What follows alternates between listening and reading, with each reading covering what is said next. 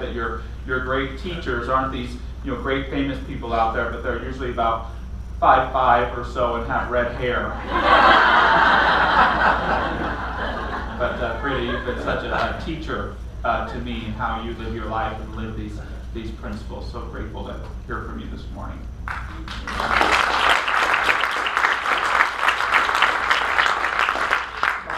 Begin this morning with a riddle of sorts for you all, and the riddle goes like this. What is one place that to travel there faster you must slow down instead of speeding up? What's the one place that in order to travel there faster you must slow down instead of speed up? Anybody? Heart, lots of people, feet, or just enlightenment. I like all of those answers. The one that I want to throw out there is the present moment. That in order to get present quicker, you can't speed up to get there. You have to slow down. Because as many of us know, the present moment is the most constant thing of our lives, and yet at the same time seemingly the most fleeting, or sometimes seemingly the most challenging to connect with. And my talk title is a little weird today. It's beginnings and endings in an eternal now. So I think I'll probably be spending the whole message explaining what I mean by that. But I'd like to start off by talking about what we mean when we talk about in spirituality this thing called the eternal now. And we all heard that phrase before, the eternal now. And essential to all mystical spiritual teachings is this idea that there's such thing as an eternal now, where if we're really present, not just in body, but in mind and in will, we can unlock, in a sense, and reveal a connection with a greater source. One of the oldest stories about the Buddha is after his enlightenment in India, he was walking and he saw a well and there was a woman standing beside it. He asked if he could have a drink of water. Well, she could see that he was a monk of great status, and so she said, yes, you can have a drink, but you shouldn't receive it from me, for I am of a much lower caste. And the Buddha answered her, I didn't ask you what caste you are from. I just asked you for a drink of water. And to us today, it may not seem like the most profound story, but when we think about all of the, all the pressure that comes into defining spirituality about where you came from, or defining ourselves based upon our background or who we're supposed to be. This is a wonderful story about how the Buddhist teaching is that it's really about who we are right now that's important. That it's not about what we're known to be, but it's about the water. It's about getting to the water in the present. And wherever we find water in any sort of mystical literature, we are finding a metaphor for the living spirit, the living life in the present moment that we're all looking for. 400 or so later, a very similar story would be told about Jesus. We find it in the Gospel of John, where Jesus is walking along and he sees a woman standing by a well, and he asks her for a glass of water. And her reply to him is, you don't want a glass of water or a drink of water from the well from me. I'm a Samaritan. A Samaritan being a little bit of a lower caste, we might say at the time, within the Jewish practice. And Jesus, in his own way as well, states just what the Buddha did. I just want a drink of water. And we have the great quotes that come out of that from Jesus' teaching about having the water of eternal life, having the water of a greater way of being. And so, even in the most ancient of teachings, we have this belief to practice getting beyond the way we think things are supposed to be, to get to that water, to get to that life, to get to that experience of the present. And again, when mind and body and will are in alignment, we connect with the divine. Eckhart Tolle, in his best-selling The Power of Now, says, as soon as you honor the present moment, all unhappiness and struggle dissolve, and life begins to flow with joy and ease. When you act out the present moment awareness, whatever you do becomes imbued with a sense of quality, care, and love, even the most simple action. Now, it sounds really great. It's not what the truth is in my experience, because I honored the present moment and not been very happy before still. However, his point is that the present moment is our greatest gateway to a greater sense of peace of mind and at one-ment with the greater spirit in our lives. Ernest Holmes referred to it, he said it, that it was the instantaneous now and the ever-present here. I live in an eternal now, which is filled with good alone. The idea these spiritual teachers are conveying to us is that often hate or pity or guilt or fear and anxiety are often all relative to these ideas of past and future, that if we can learn to live and anchor ourselves in now, we can diminish to a greater degree. All this being said about the eternal now, I think that one of the most important things about it is something that most of us forget. And it goes back to this riddle that I was speaking to, is that in order to really live a present life, we have to be able to do what for many of us is kind of a four-letter word in our culture, and that's stop. S-T-O-P, the new S word. Stop. Because so many of us define ourselves based upon go, go, go, that the idea of stop, go, go, go, stop seems slightly absurd. But for many of us, we really value this idea of seize the day, seize the moment, live in the now. But unfortunately, because we get so caught up to the busyness of the moment, it's less like we live in an eternal now and more like we live in an endless day or an endless moment that seems to never start or never end, where we're going on and on, exuding and giving our energy to our lives without getting a whole lot of sense of the gifts of the present that we can receive in return. Wayne Mueller, in his book Sabbath, talks about speaking with his friend Marilyn, who is a massage therapist in San Francisco. When Marilyn and I talk on the phone, she often sounds exhausted. I invite her to spend a day on the beach. She says she can't. How many of us here living so close to the beach go, oh, I'd love to get out there, but we don't. She has too much work, too many people to meet, too many things to do. She is almost weeping, such is her need to rest, but she has no inner permission to stop working, even for an afternoon. Marilyn cares for others with great conviction, but she does not care for herself with the same conviction. She feels her time at rest will somehow take away from those in need, those whom she truly loves and hopes to serve. She assures me she is all right, and in many ways I know that she is. But if she does not rest, how soon will she burn out? And who will care for those who need her then? A good message probably for all of us, right? I'm all about go, go, go.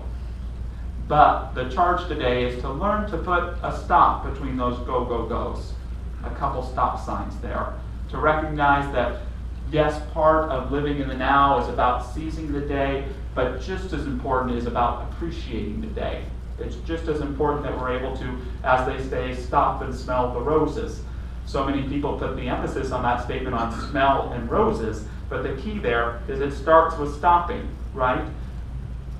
When it comes to experiencing fully and richly everything that we care about in our lives. Our partners, our children, our relationships, our work, whatever it is, we don't get a full experience of them unless we're able to stop and listen and open ourselves. This includes with our own being. Some of us long so deeply for a connection, just within our own being, but we deny it to ourselves because we can't stop with the doing and the self-barking and the self-berating and the bargaining with life around us, when all that we often need is just that moment to pause, to, as I'm arguing today, put a beginning and ending in our day. And a lot of people in spirituality, they avoid these terms, beginnings and endings, because they emphasize a little too much the past and the future. And, I disagree in a respectful way with some teachers like Tolle who say that it's possible to to live fully in the present and forget the past and future. I don't know how it works for you, but it doesn't work that way for me. The present is filled with reminders and relics of the past and even what the future might be. And so the key isn't to avoid it. Otherwise, the wisest among us would be she with the most amnesia, right? But the idea is to be able to anchor ourselves in the now so that we're not trying to live in a past or future that isn't, but to anchor ourselves even in negative feelings at times, to be present to this thing called life and all that it contains. Not thinking about the past or the future. It's kind of like that old statement about don't think about the purple gorilla. Have you ever heard that before? Don't think about the purple gorilla, which automatically forces you to think about the purple gorilla, right? It's always there. The way I mean beginnings and endings is not in a linear way, but in a cyclical way, and in a way of like a spiral in our lives, when we can be, in a sense, a human bookmark, where we can pause in our experience and allow all that has been to catch up to us so that we can be present to it and move into the next chapter of our lives with greater clarity, greater readiness, rested, available, present. Then we can have that way of life where we feel at one and not separated from the life that we are living. It's when we can put these stopping points, these beginnings, these endings, these beginnings, if we want to use and create a term there, that we can reestablish ourselves with the rhythm that our heart wants us to live and desire with our own calling in life. Mueller continues, he says, when we live without listening to the timing of things, when we live and work in 24-hour shifts without rest, we are on wartime, mobilized for battle. Anyone here on wartime? Yes, we are strong and capable people. We can work without stopping, faster and faster. Electric lights making artificial days so the whole machine can labor without ceasing. But remember, no living thing lives like this. There are greater rhythms that govern how life grows, circadian rhythms, seasons and hormonal cycles, and sunsets and moonrises and great movements of seas and stars. We are part of the creation story, subject to all its laws and rhythms. Creating space for beginnings in our lives means creating time to listen, to be receptive, to renew, to set our intentions, to be in appreciation. For me, my days begin not when I wake up, but when I sit. When I sit and I have a cup of coffee or I have a book with quotes or sayings that I really like, and I just appreciate where I am. It's when I'm in that place of beginning that I can really ask myself, who am I going to be in relationship with this day before me? All of its inhabitants, all of its circumstances. And I know that it's the consciousness that I cultivate in the beginning of that day that is the foundation in which I live and choose from for the rest of that day, no matter what takes place. That's how important the beginning of each day is for me. We need beginnings not just at the start of our day, but sometimes when we transition from work to getting home so we can be more present to our families, to whatever different activity may be there. For some of us, the scariest thing to do in our lives might be to stop, because we've been going at it so hard and so difficult that we may not feel safe there. I was just working with a client who came in and he was sharing about all the problems and challenges in his life and all of his ideas about how to fixing them. He was talking so fast I could hardly hear him. It was like he was on fire. And tears were coming from his eyes here and there as he was trying to fix, trying to explain, trying to help himself. And I felt so bad for him, I didn't know how to help him. So I just said, can we just stop for a minute? Can we just sit and take a breath? Isn't that sometimes the best advice we know to give to people we love when they're on fire? Because even if they have the right answer, it's like that flame that jumps off the fire, it just starts one somewhere else. When really all we need to do is reestablish a sense of safety and calm in our own skin and our own psyche, so that we can nurture those aspects within us so that they can help us be present to solving the problems or with the dealings of our day. Endings in our lives are times for reflection. They're times for forgiveness. They're a time of letting go. Perhaps most importantly, they're times of celebration to honor what we've accomplished or what we've been through. For me, an ending might be a nighttime walk. It might be fixing a drink and sitting outside and looking at the stars. It might be sharing just about whatever with someone that I love and listening. It might be watching a program or reading a book that I really enjoy. But the endings in our life should be very mindful that they're a time to stop. For me, it's a time to stop it, knock it off. But it's a time to stop and let be, and in a sense, let grow. There's an old story about the El Hamal commune, which is in Algeria, and it was founded in the 1600s. And the story goes is that the founder found himself looking for the grounds to start this commune, and he was by a river one day and took a stick and decided to stick it in the ground, and he just went to sleep. But when he woke up, he saw that the stick had taken root, that there was greenery coming from it, and he took it as a sign that this was the perfect place to start a commune. Now for me, the metaphor in that is we need to stick ourselves in the ground. We need to stick ourselves into the soil. We need to stick sometimes our problems, whatever's going on, into the soil of that which knows maybe more than we do, and just let it be. Like we were talking about in our talk last week, that half of the creative process is hard work. We've got to do that hard work, but the other is letting go and seeing what comes forth. Not just in our issues and problems, but from ourselves and how we can address these things. Emerson famously put it this way. He said, "Finish each day and be done with it. You have done what you could. Some blunders and absurdities no doubt crept in." It's a nice way of saying it for some of us sometimes. "Forget them as soon as you can. Tomorrow is a new day. You shall begin it serenely and with too high a spirit to be unencumbered with your old nonsense." So this too, like Tole's point, can be easier said than done. But to me, you've reached a level of mastery in your life when you can let things go and move on without you and trust that, yes, your problems, if they're really that big, will be there waiting for you when you wake up the next day. Don't worry about it. But give yourself that time to be, to rest, to nurture those cycles in your life. When we're able to insert beginnings and endings into the eternal now, the eternal constant of our being, we're able to catch our breath.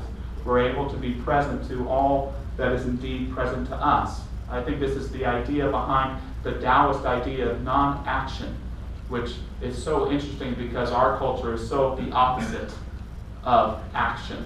The Taoist idea of non-action says, if you want to get something done, don't do it. Lao Tzu says, less and less do you need to force things until finally you arrive at non-action.